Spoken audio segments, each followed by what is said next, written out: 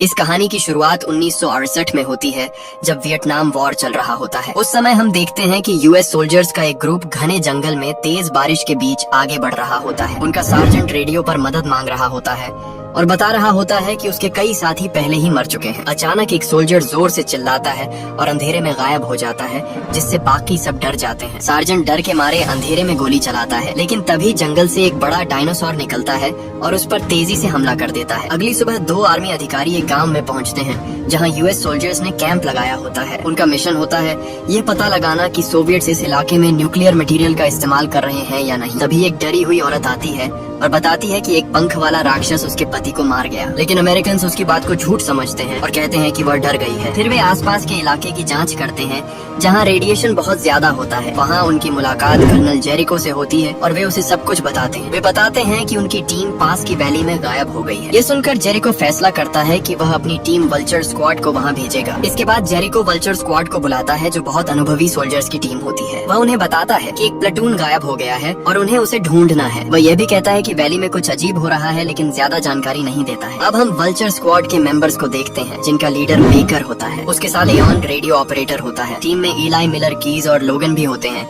जो अलग अलग काम में माहिर होते हैं। रात के समय हेलीकॉप्टर्स उन्हें जंगल में छोड़ देते हैं और पायलट चेतावनी देता है कि कंपेस सही काम नहीं करेगा, लेकिन सोल्जर्स बिना डरे आगे बढ़ते हैं और जमीन पर उतरते हैं। जल्द ही उन्हें पेड़ों पर बड़े बड़े निशान दिखते हैं और मिट्टी में बड़े पैरों के निशान नजर आते हैं। वे एक बैग भी पाते हैं, जिसमें मैप और एक नोट होता है, जिसमें लिखा होता है कि कोई उनका पीछा कर रहा है। टीम मैप देखकर आगे बढ़ने का फैसला करती है, लेकिन तभी बेकर को एक डायनासोर पकड़कर जंगल में खींच ले जाता है, लेकिन बेकर तुरंत गोली चलाता है और डायनासोर डरकर भाग जाता है। दूसरी तरफ वैली में सोवियत सोल्जर्स दिखते हैं, जो एरिया में घूम रहे होते हैं। उनके साथ कॉर्नन नाम की एक औरत होती है, जो अमेरिकन से नफरत करती है। वो कहती है कि अमेरिकन ने उसके गाँव को खत्म कर दिया था। अचानक एक सोल्जर ग्रुप से अलग हो जाता है और डायनासोर उसे मार देता है। बाकी सोल्जर्स उसकी लाश देखकर अमेरिकन को जिम्मेदार मानते हैं और बदला लेने की कसम खाते हैं। इधर वल्चर स्क्वाड एक गुफा में पहुंचती है, जहां उन्हें मरे हुए सोल्जर्स के शरीर मिलते हैं। यह देखकर वे समझ जाते हैं कि यहाँ कुछ बहुत खतरनाक हुआ है। अचानक अंधेरे से कई बड़े डायनासोर्स निकलते हैं और उन पर हमला कर देते हैं। सोल्जर्स जवाब में गोली चलाते हैं, लेकिन समझ नहीं पाते कि ये जीव कहाँ से आए। तभी एक बहुत बड़ा डायनासोर वहाँ से गुजरता है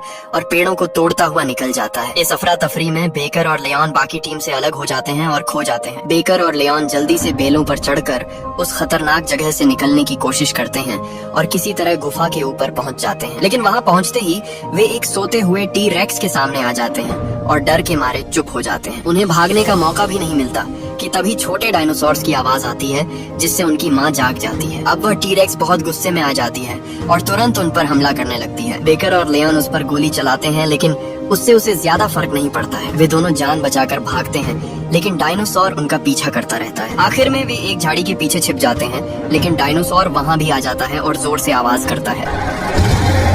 सुबह होने तक बाकी के 5 सोल्जर्स किसी तरह जंगल से बाहर निकल आते हैं। मिलर कहता है कि उन्हें वापस जाकर बेकर और लियोन को ढूंढना चाहिए, लेकिन इलाई मना करता है और कहता है कि उन्हें तुरंत मदद बुलानी चाहिए। तभी मिलर याद दिलाता है कि रेडियो तो लियोन के पास है और अब वे किसी से संपर्क नहीं कर सकते। दूसरी तरफ बेकर और लियोन अभी भी डायनासोर से बचकर भाग रहे होते हैं। वे एक नदी के किनारे पहुंचते हैं, जहां से आगे जाने का कोई रास्ता नहीं होता है। मजबूर होकर वे दोनों नदी में कूद जाते हैं और टी रेक्स भी उनके पीछे कूद जाता है। इस जोरदार टक्कर से पूरी वैली हिल जाती है और लियोन बेहोश हो जाता है। बेकर उसे खींचकर किनारे लाता है और दोनों किसी तरह बच निकलते हैं, लेकिन तभी एक रहस्यमयी रशियन औरत सामने आती है, जो अपना नाम सोफिया बताती है। वह उनकी मदद करती है और लियोन को पानी से बाहर निकालती है। बेकर को पता चलता है कि सोफिया को इन डायनासोर्स के बारे में काफी जानकारी है। सोफिया उन्हें अपने ठिकाने पर चलने के लिए कहती है, ताकि वे सुरक्षित रह सकें। शुरू में बेकर उस पर भरोसा नहीं करता, लेकिन उसके पास कोई और रास्ता नहीं होता है, इसलिए वह मजबूरी में उसके साथ जाने के लिए मान जाता है। दूसरी तरफ बाकी वल्चर स्क्वाड अपने साथियों को ढूंढने के लिए आगे बढ़ती रहती है। उन्हें फिर से कुछ डायनासोर्स मिलते हैं, लेकिन इस बार वे शांति से रहते हैं, क्योंकि वे शाकाहारी होते हैं और इंसानों पर हमला नहीं करते। इधर सोफिया बेकर और लियोन को रिसर्च स्टेशन फॉर नाम की एक लैब में ले जाती है। वो बताती है कि वह एक साइंटिस्ट है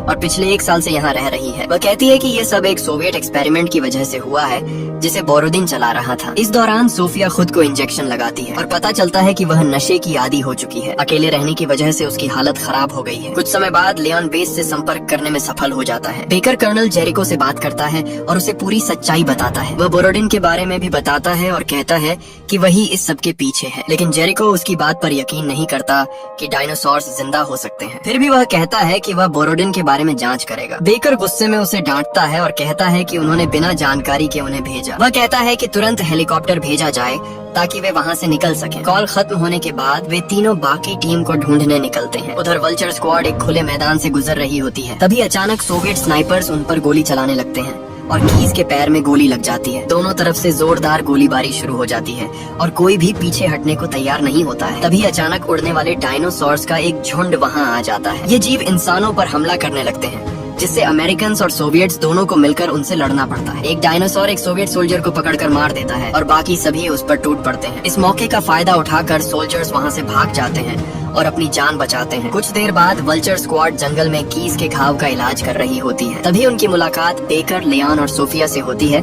और उन्हें थोड़ी राहत मिलती है। लेकिन ये राहत ज्यादा देर नहीं रहती, क्योंकि फिर से डायनासोर्स का एक ग्रुप उन पर हमला कर देता है। सोल्जर्स पूरी ताकत से गोली चलाते हैं, लेकिन एक डायनासोर कीज तक पहुंच जाता है। कीज बुरी तरह घायल होता है और उसे लगता है कि अब उसका अंत आ गया है, लेकिन वह हिम्मत नहीं हारता और अपनी नाइफ से डायनासोर पर वार करता है। दर्द से डायनासोर जोर से चिल्लाता है और बाकी सोल्जर्स उसका ध्यान अपनी तरफ खींच लेते हैं। वे उस पर गोली चलाते हैं और आखिरकार वह डायनासोर पीछे हट जाता है। इसके बाद टीम कीज को लेकर रिसर्च स्टेशन 4 पहुंचती है ताकि उसका इलाज किया जा सके। उसे दर्द कम करने के लिए दवा दी जाती है और सोफिया फिर से खुद को इंजेक्शन लगाकर दूसरे कमरे में चली जाती है। बेकर उसके पास जाता है और उसे डांटता है कि वह ऐसा क्यों कर रही है। तभी सोफिया सच बताती है कि यह सब एक हादसा था और बोरोडिन इसका जिम्मेदार है। वह बताती है कि बोरोडिन वर्म होल बनाकर अमेरिका तक पहुंचना चाहता था, लेकिन एक्सपेरिमेंट गलत हो गया और समय का दरवाजा खुल गया। इससे पुराने समय के डायनासोर्स इस दुनिया में आ गए। सोफिया बताती है कि उसके पति और बाकी साइंटिस्ट्स ने इसका विरोध किया था, लेकिन बोरोडिन ने उन्हें मरवा दिया और एक्सपेरिमेंट को दूसरी जगह ले गया। तभी अचानक लैब की दीवारें हिलने लगती हैं और डायनासोर्स वहां पहुंच जाते हैं। सोल्जर्स खिड़कियों और दरवाजों से गोली चलाते हैं, लेकिन एक बड़ा क्रीचर अंदर घुस जाता है। सोफिया कहती है कि पास में एक बोट है, लेकिन उसका इंजन खराब है। वह कहती है कि सोल्जर्स उसे ठीक कर सकते हैं और वहाँ से भाग सकते हैं। अब सभी वहाँ से निकलने की तैयारी करते हैं, लेकिन कीज समझ जाता है कि वह नहीं बच पाएगा। वह सबको बिना उसके जाने के लिए कहता है और सब भारी दिल से वहाँ से निकलते हैं। कीज मुस्कुराता है और अपने साथ लाए हुए बॉम्ब को चालू कर देता है। एक बड़ा धमाका होता है जिससे लैब और कई डायनासोर्स खत्म हो जाते हैं। बाकी लोग बोट को ठीक करते हैं और वहाँ से निकल जाते हैं, लेकिन उनको अपने दोस्त को खोने का दुख होता है। अगली सुबह बेकर समझता है कि वे ऐसे नहीं जा सकते हैं। वह कहता है कि उन्हें कोलाइडर को नष्ट करना होगा, वरना खतरा खत्म नहीं होगा। लेकिन सोफिया बताती है कि उसे उड़ाने से पूरी दुनिया खत्म हो सकती है। वह कहती है कि उसे बंद करने का एक ही तरीका है कि जाकर उसे हाथ से बंद किया जाए। अब सभी वहाँ जाने का फैसला करते हैं और नदी के रास्ते आगे बढ़ते हैं। अगर आपको अब तक कहानी पसंद आ रही है तो वीडियो को लाइक करना और चैनल को सब्सक्राइब करना मत भूलना और कमेंट में जरूर बताना कि आपको सबसे ज्यादा कौन सा सीन पसंद आ रहा है। अब ग्रुप कई घंटों तक नदी में सफर करने के बाद एक सुनसान जगह पर पहुंचता है। वहां उन्हें कई सोल्जर्स की लाशें मिलती हैं जो इस खतरे का संकेत देती हैं। अचानक बहुत सारे डायनासोर्स उन पर हमला कर देते हैं और ग्रुप पूरी ताकत से उनका सामना करता है। लड़ाई के बीच लोगन का दिमाग कमजोर होने लगता है और वह घबराकर लगातार गोलियां चलाने लगता है, लेकिन कुछ ही पल में वह टूट जाता है और खुद को गोली मार लेता है। डायनासोर्स उसके शरीर पर टूट पड़ते हैं, जिससे बाकी सोल्जर्स को भागने का मौका मिल जाता है। शाम तक ग्रुप रशियन बेस के पास पहुंच जाता है, जहां उनका अगला मिशन शुरू होता है। बेकर जेरिको को कॉल करके अपनी लोकेशन बताता है और हेलीकॉप्टर भेजने को कहता है। वे छिपकर बेस के अंदर की गतिविधियां देखते हैं, जहां बोरोडिन अपनी टीम से बात कर रहा होता है। वह डायनासोर्स को एक हथियार के रूप में इस्तेमाल करने की बात करता है, लेकिन उसके खुद के लोग भी अब उसका साथ नहीं देना चाहते। कॉन्नेन भी उससे नफरत करती है क्योंकि उसने उसके देश को खतरे में डाल दिया है। इसके बाद अमेरिकन सोल्जर्स चुपके से बेस में घुस जाते हैं और गार्ड्स को खत्म करने लगते हैं। वे कई जगह बॉम्ब्स लगा देते हैं और कुछ रशियन सोल्जर्स को भी आजाद कर देते हैं। वे उन्हें अपने साथ मिलाकर लड़ाई में शामिल कर लेते हैं। इसी दौरान एक रशियन सोल्जर एक छोटे डायनासोर को मार देता है, लेकिन ये बहुत बड़ी गलती साबित होती है क्योंकि उसके माता पिता टी-रेक्स होते हैं।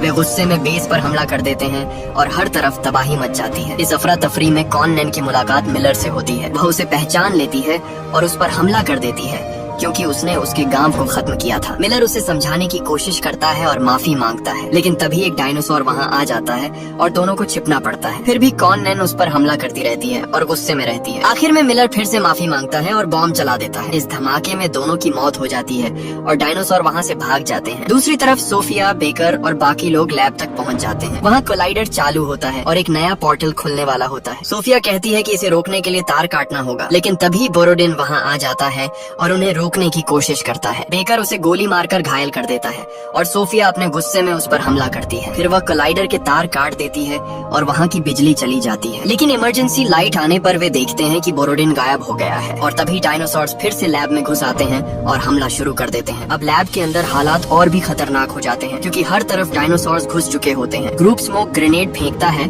और गोली चलाते हुए बाहर निकलने की कोशिश करता है। इसी बीच बोरोडिन आखिरी कोशिश में कोलाइडर को फिर से चालू करने जाता है, लेकिन तभी एक टी-रेक्स उस पर हमला करता है और उसे खत्म कर देता है। चारों तरफ अफरा तफरी मच जाती है और डायनासोर्स गुस्से में इधर उधर दौड़ते हैं, जिससे ग्रुप के पास बचने का कोई आसान रास्ता नहीं बचता है। सोफिया कहती है कि उसे एक और रास्ता पता है और वह सबको वहाँ से निकालने लगती है, लेकिन भागते समय ईलाई को एक डायनासोर पकड़ लेता है और बेकर उसे बचाने की कोशिश करता है। बाकी लोग उसे खींचकर आगे ले जाते हैं, क्योंकि रुकने का समय नहीं होता है। आखिर में उन्हें एक लैडर मिलती है और बेकर सबको पहले ऊपर जाने के लिए कहता है। वह खुद पीछे रुककर डायनासोर्स को रोकता है और अपने साथियों को बचाता है। बाहर कर्नल जेरिको और उसकी टीम हेलीकॉप्टर्स के साथ पहुँच चुकी होती है। वे डायनासोर्स को देखकर लगातार गोली चलाने लगते हैं ताकि रास्ता साफ हो सके। इधर बेकर ग्रेनेड्स फेंकते हुए बाहर की तरफ भागता है और लगातार दुश्मनों से लड़ता रहता है। अचानक एक फेदर वाला डायनासोर उसके सामने आ जाता है, लेकिन बेकर बिना डरे उस पर हमला करता है। वह उसे मार देता है और आगे बढ़ने की कोशिश करता है। तभी बेस में लगाए गए बॉम्ब्स फट जाते हैं